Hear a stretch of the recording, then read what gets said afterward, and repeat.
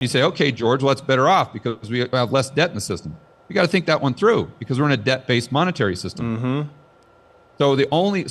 So what that means is if there's $500,000 of debt that's created alone, that's principal plus interest. So Right. if you were to pay that back, let's say in a year, you had a balloon payment, you'd have to pay back the 500,000, but you'd have to pay back interest. Let's say that's 100,000. So you actually owe $600,000, but there's only been $500,000 that was created Right. to begin with, right? So how does that work? There's literally not enough currency units to pay off all of the debt plus interest. So we have two options there. Either we have to create more and more and more and more debt to pay off the old debt, or what we have to do is we have to have the economy really running on all 8 cylinders, which creates velocity of money. You see, if we have that velocity of money, then we can pay off, let's say, $20 worth of debt with only $10. Right. It just has to change hands pretty quickly. And I know like it's confusing for people, but I'd have to model it out on a whiteboard. But you can see how that would actually work out. But the problem here is that when risk goes up, velocity is most likely going down. And therefore, the only other option is create more currency units through lending them into existence. But nobody's going to do that if the risk is higher because they have to get paid back. They don't want to go bust. So what ends up happening is you create this deflationary bust within the banking system, even if there's a lot of banks within that network that have strong balance sheets. Right. So that actually creates a question I was really curious about from one of your videos the other day when you were breaking down the Eurodollar system and how there's actually a shortage of collateral. Does that mean that when Congress deficit spends, that's actually alleviating that problem of the treasury shortage? And that, like, I doubt that they're smart enough to where they would be doing like deficit spending to alleviate that treasury shortage. But would reducing the amount of deficit spending actually make that problem worse? So this is a great question. Thanks. This is a fantastic question. And this is something that I try to get people to think about because a lot of people understand Triffin's paradox or Triffin's dilemma. Yeah. But they understand it through the lens of the dollar, meaning that back in 44, Keynes and Triffin came out and said, yeah, be careful of that Bretton Woods deal. Because what this means is the United States is going to have to create enough dollars for the global economy. And although that may benefit the global economy, that'll probably come at the detriment of the U.S. economy. See?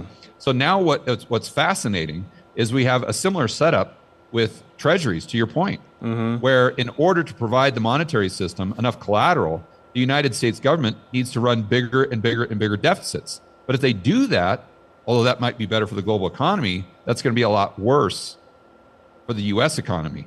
Right. See, so you're in this very weird kind of catch-22.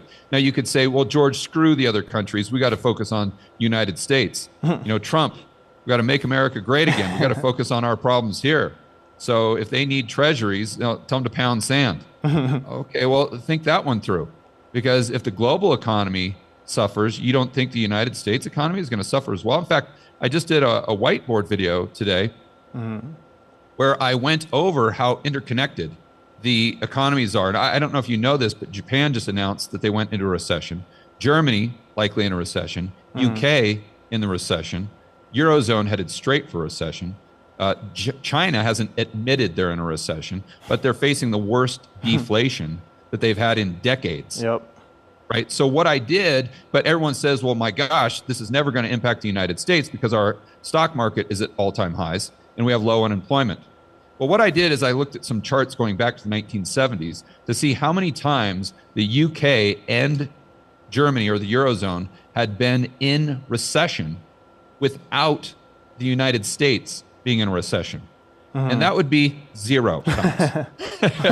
That would be 0 times. Now, you had the Eurozone in recession back in 2012, but the UK was not in recession at that time. So again, the setup that we have right now, we have never seen that before without the United States also going into recession. And the pushback you get there, well, this time it's different because the stock market, unemployment, like we just said. But what people need to realize is if you look at the Japanese stock market, where do you think it is right now? Yeah. Whoa. All-time highs. Japanese? Unemployment rate, 2.5%. Oh. Way less than ours. Yet the government announced that they are actually in a recession. Germany, stock market, all-time highs. Unemployment, relatively low. They just came out and announced they're in a recession. UK, stock market, all-time highs. Unemployment, very, very low. Wow. They just announced that they're in a recession. So I don't know that's a fantastic argument as to why the United States can never, ever, ever go into a recession, or the probability is very low, especially when you look at that data combined with everything else, such as the yield curve inversion. Right, and the unemployment data is measured in such a flawed way. I don't know if you saw the Zero Hedge article breaking it down with all the charts about the revisions and the native-born workers. Yeah, you saw that one? Yeah, so I mean, the unemployment rate is probably nowhere near 3.7%, especially with all the part-time jobs they measure instead of full-time jobs. So that's a distorted measure. And then with the stock market, you know, like it was steadily going down until the Fed announced the rate cuts in October. So I was wondering, I know you did the video about the lag effect a while ago in terms of it, on average, I think it takes 11 months from the time they stop cutting rates until the recession actually happens. But about 18, yeah. About 18. So do you think that principle still applies today, or is that distorted by injecting $6 trillion into the economy over the last 4 years? Well, it's a great question. I do think that government deficit spending has a big impact. That's for sure.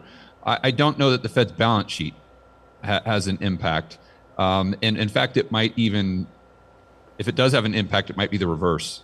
So let's start there. If we do go into recession, what do you think the Fed's going to do? I mean, all your viewers know this. QE, lower rates. There you go. You got it. Yeah. You got it. They're going to do exactly what they've done over the past decade. They're just going to do more and more quantitative easing.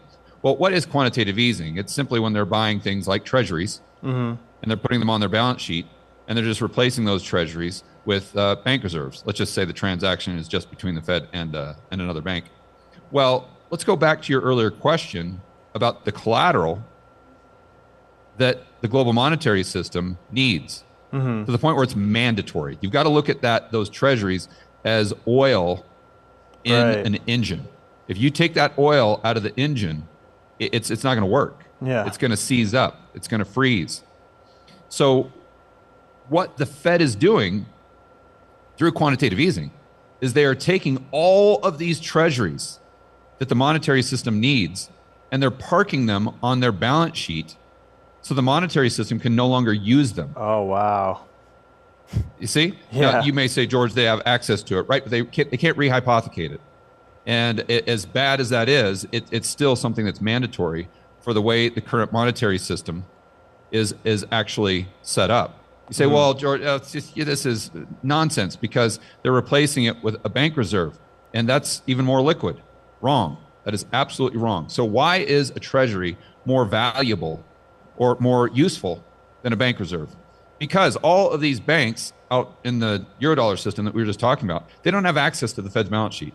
So if you look at this as the monetary plumbing, there's pipes that go from one bank to the next bank, to the hedge fund, to the pension fund, to all of the players that are not just in the banking system, but are in the financial economy, right? Right. And the problem with a bank reserve is it can only move through certain pipes. Oh, okay. Because those pipes go to the Fed's balance sheet. Right. And if you're a hedge fund or a pension fund in Japan, you don't have a pipe that goes to the Fed's balance sheet.